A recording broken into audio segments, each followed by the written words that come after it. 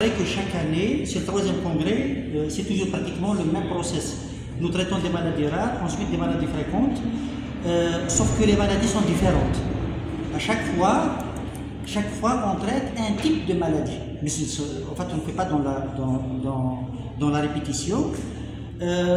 C'est toujours le même souci, le même problème. Pour les maladies rares, à chaque fois, il est indispensable, parce que justement c'est des maladies rares, il est indispensable de faire des rappels, donc des vaccins, des médecins, parce qu'on n'en a jamais vu, on ne les a jamais étudiés donc à l'université, donc il est indispensable de les connaître, parce que les connaître, c'est les dépister, et les dépister, c'est les diagnostiquer, ensuite les traiter.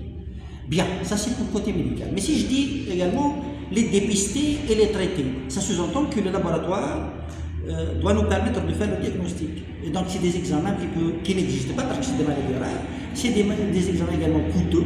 Et le traitement, également la même chose. Le traitement, pratiquement très cher, coûte très cher. Et donc notre objectif c'est de sensibiliser les pouvoirs publics, en plus évidemment des médecins pour le diagnostic, de sensibiliser les pouvoirs publics pour mettre à la disposition un laboratoire, mais pas n'importe quel laboratoire, parce qu'en fait, ça c'est des pathologies rares, donc ce qui est indispensable à faire, c'est de concentrer tous ces maladies rares dans des centres d'expertise, dans des centres d'experts, notamment les CHU. Là donc, nous pouvons avoir, donc ces sont rares, donc moi au CHU de Zouzou, en médecine interne, j'ai 29 malades. Mais ce n'est pas un malade qui pose réellement problème. Donc j'ai besoin de faire des examens complémentaires ici alors que je l'ai fait à l'étranger. Et deux, ensuite le médicament. Pour avoir le médicament, c'est le parcours du combattant. C'est extrêmement difficile d'avoir ces médicaments. Donc, deuxième problème ensuite, ça c'est vraiment l'opposé, c'est une pathologie très fréquente.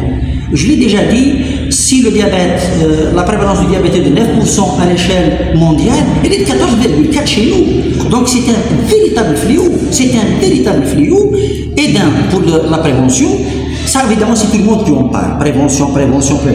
Mais maintenant il est également indispensable dans ce genre de congrès de parler des avancées sur le plan de la connaissance du diabète. Et des avancées sur le plan thérapeutique. Donc c'est une mise à niveau. Les gens également doivent être au courant de tout ce qui se passe à l'échelle internationale. Et ma communication de l'RQP, je ne sais pas si vous avez vu le programme, de la désinsulinisation. Alors qu'avant on parlait de comment mettre de l'insuline, comment.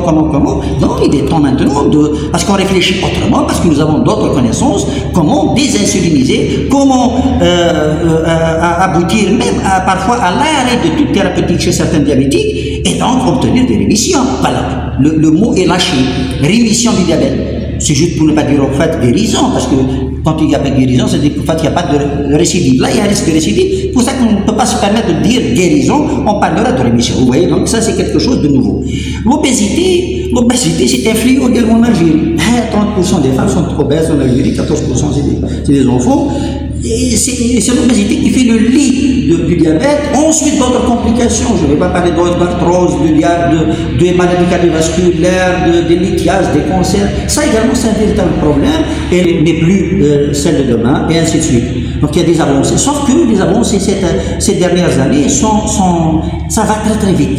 Ça va très vite et malheureusement, il y a peut-être ceux qui sont toujours dans les anciennes formules pratiques, etc. Non, pas du tout. Donc il faut passer à autre chose. Et je vais le dire au kabyle.